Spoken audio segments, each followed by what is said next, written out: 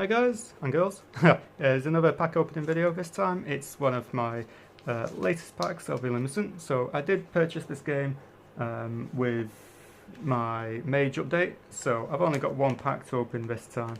But if you've got any suggestions, pack openings and stuff, let me know and I will have a look and see if I can buy any. Anyway, this is one of the last pack openings I've got on the channel for now. So let's enjoy the spoils of war. This is the card back, and now this card back I think is probably one of the best I've seen for a H2CG. This was Royal Showdowns, which is just as good, with much more of a border to that design, which I actually prefer the borderless style of cards. But that's just all in personal preference, and that is the thing. That's the back of the card. Now, this is the Juvelines. Yep, this is the Juvelines update. So here's hoping I can get some good cards for my Juveline deck, which I need to make at some point. So let's see what we've got. Naomi. Now I have played this game with Scott, and once I've played it a couple of times, it's actually quite easy to understand, and I know what I am looking for. So I'm going to try and find some cards with some decent abilities. The rarity is distinguished by the colour of the border, so obviously that bronzy coloured border are commons, the black is uncommon, and then the gold at the back are rares. So it's nice that the Game Crafter are actually putting these in sequence. Anyway, let's go. We've got Naomi, Killera, Emerald Fox Leaf. Now a lot of these common cards you kind of use, you can either get them out as cheap units or you can tribute them to pay for more expensive cards.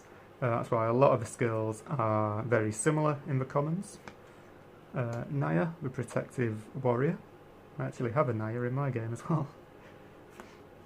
Roxy, the Mage of Nature. Another Emerald Fox Leaf. Royal Knight and Melanie. Get a bit closer to the camera without it blurring too much. Marianne, Loyal Guard. And then we're now moving into the uncommons. And you can see straight away we've got a different colour border, and we've actually got some skills down at the bottom here. Let's have a look. Pay 5 mana, your opponent shows their hand, discard 1 card. That's cool. Nice little hand reveal. Nate, the Master Tracker. When the unit's played, search your deck and summon 1 unit at no cost. That seems a bit overpowered, but okay, we'll take that. And he's a warrior as well. He's a Juveline as well, so he'll go nicely in the Juveline deck. Sneaky Mischief Jasper. Sneaky Cookie. Pay 1 mana, roll a die. The number you land on is now added to your mana until the end of your turn. That's actually pretty good. Lavender, love the artwork on this one. So when she's attacked, this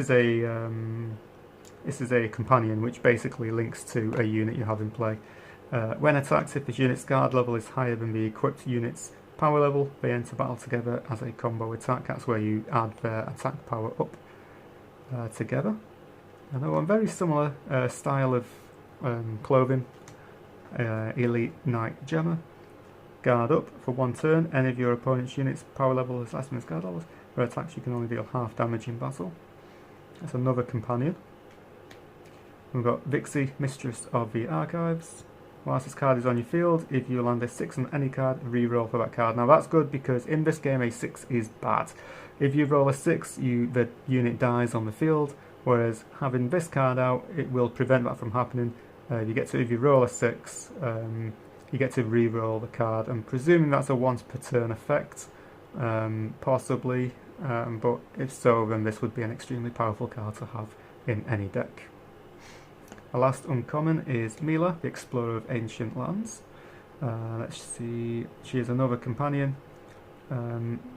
Block attacks if this unit's guard level is higher than the opponent's unit's power level. So she will basically get in the way of your opponent's attacks, if so. And then we've got our rares. So this is a borderless. Oh, what are the chances of that? Tilly, the Master of Alchemy. And this is actually one of the chase cards because this is the potion shop card.